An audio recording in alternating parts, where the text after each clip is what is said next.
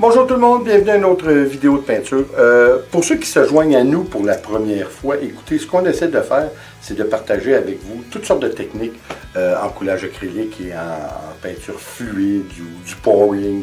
On essaie toutes sortes de méthodes, ce qui peut en quelque part, en tout cas ce que je souhaite, c'est de vous faciliter la tâche ou du moins de vous enlever les appréhensions des essayés. Alors, vous allez voir ce que ça donne. Vous pouvez choisir dans toutes les techniques qu'on fait ce qui vous convient le mieux. Et de toute façon, comme je dis toujours, essayez-le sur des petites toiles avant. Faites vos expériences. C'est plus intéressant comme ça. Puis de toute façon, comme j'ai toujours dit, c'est vraiment dur de faire quelque chose qu'on n'aime vraiment pas. Et puis, ce qui est agréable avec le coulage acrylique, c'est que contrairement à la peinture à l'huile, si vous n'aimez pas une toile que vous avez faite, ben vous pouvez passer par-dessus. Hein? C'est une forme de recyclage. Alors écoutez, cette fois, ce qu'on va faire, c'est rare que je reprends la même technique deux fois. Par contre, ça avait été tellement populaire, puis c'est vrai que ça avait été bien, la technique de Siqueiros, hein? Comme on avait fait la toile seulement qu'avec 3 ou 4 couleurs bien basiques, et puis on avait mis que de l'eau. Cette fois, je me laisse aller lousse, là. Je vais y aller, on va en mettre beaucoup d'acrylique, voir ce que ça donne, on va la laisser travailler. C'est sûr que ça va prendre beaucoup plus de temps de séchage, mais contrairement à l'autre fois, juste pour nous donner une petite variante, on va mettre du vernis. Hein. Dans le fond, le vernis, tout ce que ça donne, c'est un fini un petit peu plus satiné. Alors, on va voir ce que ça donne, on y va immédiatement, puis on se reparle pour les petits mots de la fin. Allons-y!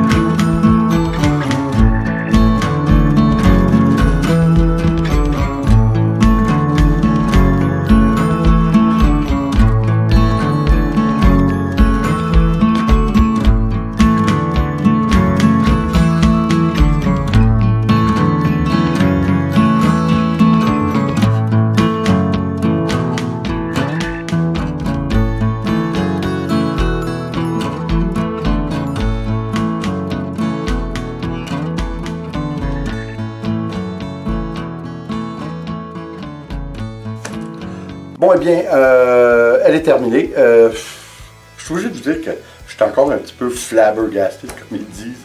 Je la trouve vraiment belle. Par contre, là, au moment où je vous parle, ça fait seulement qu'à peine 10 ou 15 minutes que je l'ai terminé. Alors, ce que vous voyez, vous, c'est vraiment le résultat final. Ce que je vois pas, mais je peux facilement assumer que ça va être bien. Encore une fois, on fait la preuve hein, que les produits à l'intérieur ne sont vraiment pas nécessaires. Là, je suis obligé de vous dire que, oui, j'avais dit que j'étais pour mettre beaucoup d'acrylique pour voir le travail que ça ferait entre les couleurs. J'ai peut-être été un petit peu fort. J'ai peut-être mis pas mal d'acrylique parce que j'ai l'impression que ça va prendre beaucoup de temps. Là, je vais essayer de vous montrer, ben, là, vous l'avez vu, là, à peu près, en tout cas à plusieurs heures d'intervalle, le processus de séchage. Je ne peux pas tout vous montrer parce que je suis convaincu qu'avec l'épaisseur d'acrylique que j'ai mis, que ça va prendre assez long avant de sécher complètement. Mais encore une fois, je suis obligé de vous dire que c'est bien. Pour l'instant, je ne vois pas la différence, si différence il y a avec le vernis que j'ai mis à l'intérieur. J'en vois pas là, pour l'instant. On voit des cellules qui commencent à se former. Encore une fois, hein, c'est très relatif. Si vous aimez les cellules, ben moi, ce que je conseille, c'est d'y aller en flip cup, en verre renversé. C'est sûr que vous allez créer des cellules, même si vous ne mettez pas de silicone. Et encore une fois, plus que votre canevas est grand, plus que vous allez faire des grosses cellules. Et puis, comme toujours, ben, j'espère que vous vous rappelez que lorsqu'on bouge le canevas pour jouer avec notre acrylique dessus pour lui donner différentes formes, ben, il y a deux choses qui peuvent arriver. Vous pouvez grossir vos cellules ou tout simplement les éliminer en faisant des lignes plus fluides. Tout est beau, hein? En abstrait, il n'y a pas de règles à suivre majeures.